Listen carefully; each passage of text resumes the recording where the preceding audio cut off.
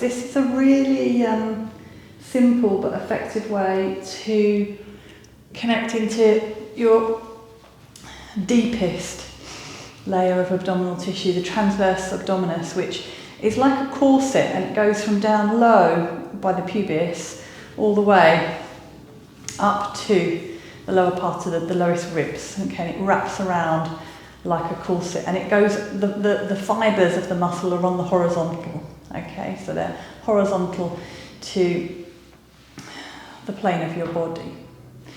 Okay, so now let me start again. Okay. Hi folks, so today I just been to, Hey folks, today is 5 minutes or so. I'm going to try and keep it 5 minutes. Really simple movement that you can do to effectively train your transversus abdominis. That's the deepest layer of abdominal tissue. It runs from down low at the pubis symphysis, and it goes, the fibres of the muscle are horizontal, and they go up to, it's like a corset from the pubis up to the lowest part, the lower ribs. Okay, so like a corset that wraps around. So we're going to do something really simple to connect into those deep abdominal muscles. The first thing that you're going to do, just come into a comfortable lying position, maybe support your head with a little bit of a lift, and then bend both knees and rest the soles of the feet on the floor. And then just have an inhalation there, and as you inhale, feel that you can make the abdomen like a latex balloon. So there's a sense of the belly gently swelling. You don't have to push the abdominal wall outwards, but just invite for there to be a softness in the belly, a latex-like quality. So as the breath comes in, then the abdominal wall just gently expands. And then as the breath goes out, the abdominal wall comes back to its starting position, as if the navel drops towards the spine. At this point, don't have to exaggerate either of those positions, just let's have a couple of natural breaths. Abdomen rising, abdomen falling. And you might notice as the abdomen rises and falls that there's a little movement of the lower back. As you inhale, you might notice that the lumbar spine moves away from the floor slightly. Might deepen the lumbar curve. As you breathe out, you might notice that lumbar curve flatten, and indeed the lumbar spine may even kind of drop into the floor. Good. And the first thing we're going to do is you're going to stretch one leg out along the floor. So you've got one leg stretched out, resting on the floor, and you've got the other leg, the knee is bent and the foot's on the floor.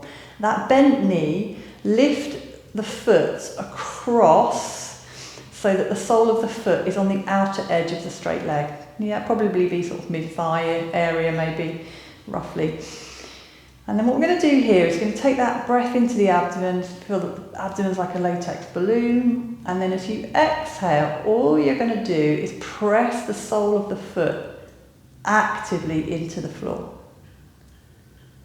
And just notice what happens. If you've got the palms of the hands just placed on your abdomen, you might feel that there's a contraction of the abdominal wall there. As you exhale, each exhalation, you're pressing the foot into the floor. This is a great movement to do. It's a movement that I've often taught in postnatal recovery, kind of starting point. That's it. Good. And then you can switch it over. So extend the other leg straight along the floor.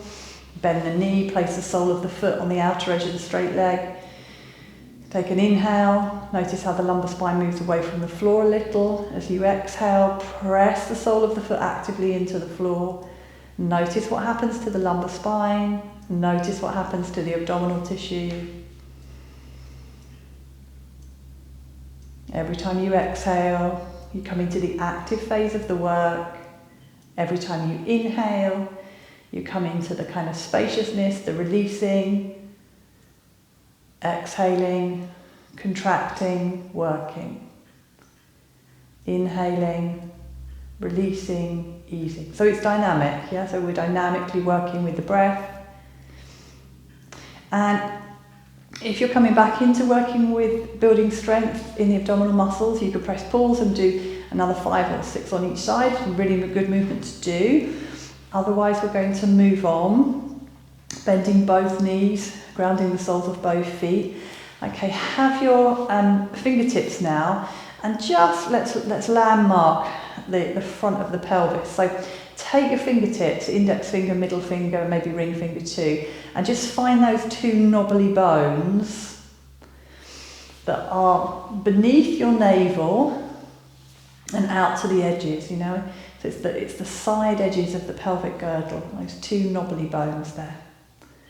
That's it. When you've got those two knobbly bones, just keep your fingertips there for a moment, take an inhale, go back to that abdomen being gently like a latex balloon. Remember, no pushing or trying to dome the belly up, not just inviting there to be an easy expansion of the tissues. As you exhale, feel that you could actively draw the navel back towards the spine. Good. Now take those fingertips and just slide the fingertips in, both right and left side, a few inches until you're in the flesh of your belly. So you can have a palpate there, really press your fingertips down into the flesh of the belly, and it should feel quite squidgy in there at the moment because everything's kind of soft and easy. And then take a breath with your fingertips resting there. And as you exhale, really feel that you draw the navel back towards the spine, hollowing the belly as if you were shrink wrapping the belly. You might feel now, hopefully you're going to feel beneath your fingertips, that there's a firming of those deep abdominal layers. You might also have noticed that there's a gathering up of the pelvic floor muscles, kind of perineal involvement. This is a really good place to be, just here, feeling into those transverse abdominis muscles. Be careful not to start ramming your head down into the floor or tensing up and getting stiff in the neck, temples, jaw. Keep the head soft. Try to isolate the work in the abdomen. And then the first thing you're going to do is lift one foot off the floor and just bring the knee over the hip. Yeah, so the knee is directly up. So your shin bone becomes parallel with the floor, and your thigh bone is vertical to the floor. So you've got a nice right angle with the shape of the leg bones. And then you can just move that knee back and forth, maybe just a couple of inches, good place to start. And you just feel that sense of the muscles beneath your fingertips engaged. So we can start by doing this movement one-legged. So we do a few movements on the one side, we pop the foot to the floor, we switch over, back and forth on the other side. Range of movement can be as you wish, you can keep it quite small. And it might be that you're going to stay doing this for a while, just working one side and then the other, so you're really connecting with those muscles, really building sort of good quality awareness. And then once you feel okay with that, then you lift both feet from the floor, so you end up with both shin bones parallel to the floor beneath you, both thigh bones on the vertical. You keep drawing the navel back towards the spine. You might have noticed that the lower back has pulled away from the floor a little, I don't think is a problem. A lot, that might switch off the transverse abdominis somewhat. So take an ice cream scoop to the belly and really draw the navel back towards the spine. Whether you like the idea of taking an ice cream scoop to your belly and hollowing out, whether you like the idea of shrink wrapping the belly.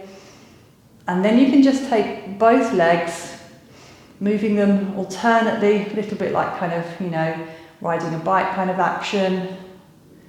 Taking the knees back and forth. To begin with, it can be a few inches of movement, and then over time you can make the movement bigger.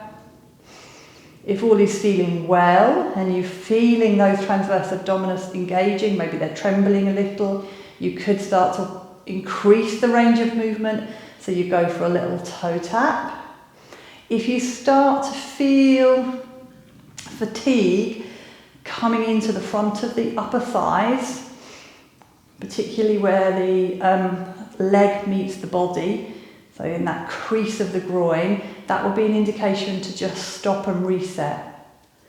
So you can add a little toe tap, that can be good. Keeping your fingertips on those transverse abdominis really helps bring your awareness there. When you feel confident that you've got the muscles switched on, you could extend the fingertips up towards the ceiling, directly up from the shoulders.